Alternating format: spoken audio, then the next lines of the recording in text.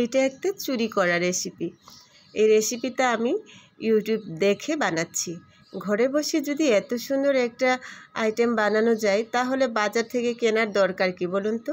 আসসালামু আলাইকুম, আমার রান্নাঘরে আপনাদের স্বাগত জানাই।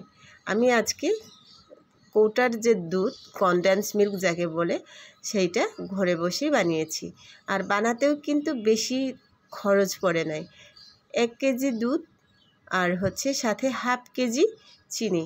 এই 1 কেজি দুধ আর হাফ কেজি চিনি দিয়ে আমি বেশ অনেকখানি কনডেন্স মিল্ক বানিয়ে নিয়েছি।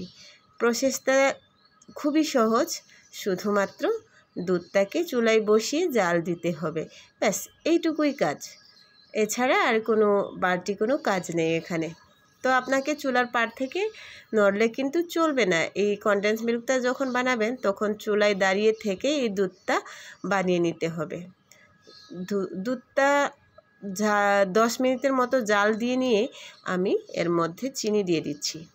1 কেজি দুধের জন্যে আধা কেজি চিনি লাগবে এই কনডেন্স মিল্ক বানাতে। তো চিনিতে দিয়ে আবার অনবরত নেড়ে নিচ্ছি। চিনি দেওয়ার পরে দুধটা একটু পাতলা হয়ে যায়, মানে পানি পানি হয়ে যায়, কিন্তু আবার জাল দিতে দিতে এটা আবার ঠিক হয়ে যাবে। তো এবার দিয়ে দিলাম হাফ টিস্পুন খাবার সোডা। খাবার সোডাটা দিয়ে কিন্তু অনবরত নাড়াচাড়া করা লাগবে, তা না হলে পাতিল উপচে দুধটা পড়ে যাওয়ার সম্ভাবনাটা 100-এর মধ্যে 99%। এই কারণে এখন এক মুহূর্তের জন্যেও চোখটা চুলার পাড় থেকে অন্যখানে রাখা যাবে না।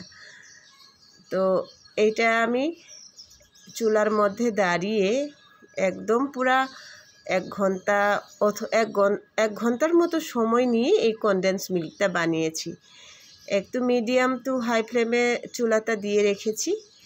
অনবরত নাড়তে নাড়তে যখন দুধটা একটু কমে যাবে তখন চুলার ফ্লেমটা আরেকটু হাই দিয়ে দিবেন। যে দেখেন দুধের কালারটা আস্তে আস্তে চেঞ্জ হওয়া শুরু করেছে। দুধটা বারবার আমি চেক করে দেখছি যে ঘনত্বটা ঠিক হয়েছে কিনা।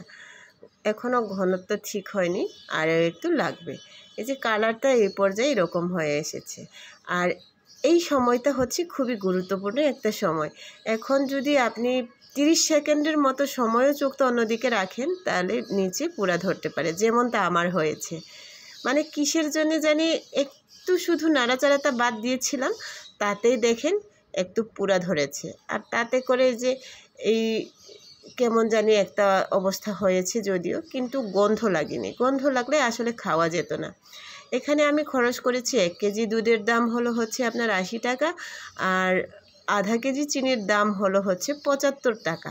তাহলে 80 আর 75 160 টাকা দিয়ে এই কনডেন্স মিল্কটা বানিয়েছি। তো মোটামুটি এই কনডেন্স মিল্কটার দাম পড়বে, যতটুকু আমি বানিয়েছি তাতে দাম পড়বে হয়তো 200 টাকা। তেমন কিছু লাভ হয়নি, কিন্তু ঘরে বসে বানানো জিনিসের স্বাদটাই কিন্তু অন্যরকম। এই যে কনডেন্স মিল্কটা আমি নামিয়ে নিয়েছি, এটা একটু ঠান্ডা হলে পরে আর একটু ঘন হয়ে যাবে। এবার কি করব, এই কনডেন্স মিল্কটা আমরা বিভিন্ন খাবারে ব্যবহার করি, তো আমি আজকে এটা দিয়ে দুধ চা বানিয়ে দেখি। যতই হোক অর্গানিকভাবে বানিয়েছি, নিজের হাতে বানানো কনডেন্স মিল্কের চা দারুণ হয়েছে কিন্তু। সবাই ভালো থাকবেন, আল্লাহ হাফেজ।